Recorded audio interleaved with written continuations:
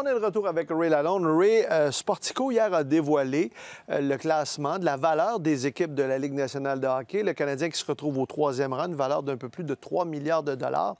Mais qu'est-ce que tu retiens de tous ces chiffres ou de ce classement annuel des valeurs des équipes de la Ligue nationale de hockey? C'est toujours en début de saison d'une ligue. Ça va être bientôt pour la NBA, dans quelques semaines, que le classement sort. Puis les gens aiment ça, comparer les chiffres puis les valeurs, parce qu'il y a beaucoup d'argent en jeu. Fait que qu'est-ce que je retiens? Bon, depuis l'an dernier, augmentation générale des 32 équipes de 17 %. C'est beaucoup, non? C'est beaucoup d'argent. Mais ce qui est impressionnant, c'est que depuis 2022, en 3 ans, augmentation de 108 %. Wow. Ça veut dire qu'un gars comme Michael Andlauer, qui a acheté les Sénateurs à 950 millions il y a 2 ans, septembre 2023, son équipe vaut maintenant 1,34 milliard. Un gain net d'à peu près 400 millions en valeur. Sur papier. Je répète que sur papier, Luc, tu le sais, ça, c'est comme basé sur les revenus, les actifs comme l'immobilier, l'amphithéâtre, le centre de pratique, la valeur des commandites, et ainsi de suite, d'autres types d'entreprises dans la même famille. Fait que, donc, il y a beaucoup de choses qui sont incluses. Mais pas seulement le succès. Parce que quand on regarde les Leafs, là, ils ne gagnent pas la Coupe cette année. Là. Mais 16 Le Canadien, c'est quoi, 650 millions qu'on a acheté ça? Oui, 600 millions et 580 millions à l'époque. Ouais. Regarde les Canadiens à 3,3. Ça, c'est 4,2 milliards canadiens. Les Leafs à 4,25 US, ils collent maintenant les Raptors, une équipe de la NBA. Puis il y a quelques années seulement, les Broncos de Denver avaient été vendus dans la NFL à 4,6 milliards. Alors, il y a une énorme effervescence. Je rappelle aux gens que Gary Bettman avait pris la Ligue en 1993 avec des revenus de 400 millions. Puis 32 ans plus tard, la dernière saison, 6,5 milliards. Gary Bettman a fait le travail. Les équipes prennent de la valeur. Le Lightning vaut plus cher que les Rays de Tampa Bay au baseball. Ça, on n'avait jamais vu ça, une équipe de hockey plus valorisée dans la même ville que l'équipe de baseball. Tu restes en Floride, là, il y a des valeurs qui ont explosé. C'était notamment le marché des Panthers de la Floride. Bien, les Panthers, 2 Coupes Stanley, une autre finale. C'est quoi l'augmentation? 50 51 % pour les Panthers de la Floride. C'est révélateur. L'amphithéâtre est plein. Ils ont augmenté les prix des billets. Ils se sont restabilisés vis-à-vis les autres franchises parce qu'autrefois, les Panthers, c'était désuet comme amphithéâtre. L'équipe ne gagnait jamais. Alors, quand tu regardes la valeur de cette équipe-là, c'est dur à croire, honnêtement, qu'ils valent 1,9 milliard.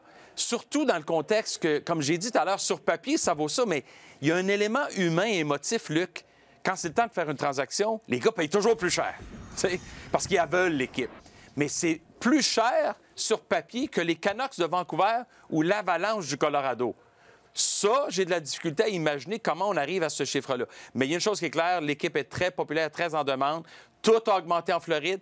Ils sont en train de se créer un bassin de population qui aime les Panthers, mais ils vont devoir gagner pour quelques années encore. Mais les joueurs aiment ça aller là aussi parce que il y a la taxe de l'État, elle est inexistante. Donc, ça a une valeur. Ça aussi, je ne sais pas si c'est pris en compte, mais tu peux attirer 49 d'augmentation pour les Hurricanes de la Caroline. C'est pareil, parce qu'eux n'ont pas gagné. Non, puis... Et tu vois, ils ont une valeur importante. Exact. Mais ce qui est à se rappeler là-dedans, dans l'histoire de ça, c'est que les équipes de la Ligue nationale de hockey valent aujourd'hui 2,1 milliards de dollars US en moyenne. Wow. Tout inclus. C'est un chiffre impressionnant. Exact. Parlons de la WNBA. Tu nous en as parlé un petit peu plus tôt cette saison, mais ça va pas très bien. Et là, il y a une des meilleures joueuses, Napheesa Collier, qui est allée d'une déclaration assez fracassante dans une entrevue. Et là, ça ébranle un peu la WNBA. C'est rare qu'on voit une joueuse étoile comme elle, qui a terminé au 2e rang pour le titre de joueuse la plus utile de la Ligue cette année, derrière A'ja Wilson, est allée déclarer qu'ils avaient les meilleurs partisans, les meilleures athlètes féminines, la pire direction dans le sport mondial, le pire leadership, directement dans un point de presse cette semaine, pointé directement vers la commissaire Cathy Engelbert. Alors, pourquoi elle a dit ça? Parce que, son équipe est éliminée. 2, elle rejette l'idée que la Ligue est bien gérée avec l'avenir des filles, des femmes en jeu. Elle pense que les officiels ne font pas le travail, que la Ligue n'a pas protégé Caitlin Clark à sa première saison. Les blessures, oui. Elle critique la Ligue parce que la Ligue n'appuie pas le fait que c'est Caitlin Clark, Paige Beckers, Angel Reese qui ont emmené ce vent de renouveau-là dans la WNBA puis qui ont changé l'aspect commercial. C'est-à-dire, vraiment, il y a beaucoup de revenus, beaucoup de dollars qui sont là grâce à ces joueuses-là. Alors, c'est clair pour moi, quand je regarde ça, que Cathy Engelbert va avoir de la difficulté, Luc, à garder son poste. Quand tes meilleures joueuses te critiquent comme leader, Puis quand c'est un phénomène qui dure depuis 2 ans, parce que beaucoup de coups salauds envers Caitlin Clark à sa première saison, la rudesse excessive, les joueurs se plaignent des arbitres constamment, il manque de qualité dans une ligue au moment où c'est le chemin critique. Ils n'ont jamais eu autant de revenus, 200 millions de dollars US par année de ESPN pour diffuser les matchs pour un produit féminin qui en a perdu de l'argent pendant 27 ans. C'est remarquable.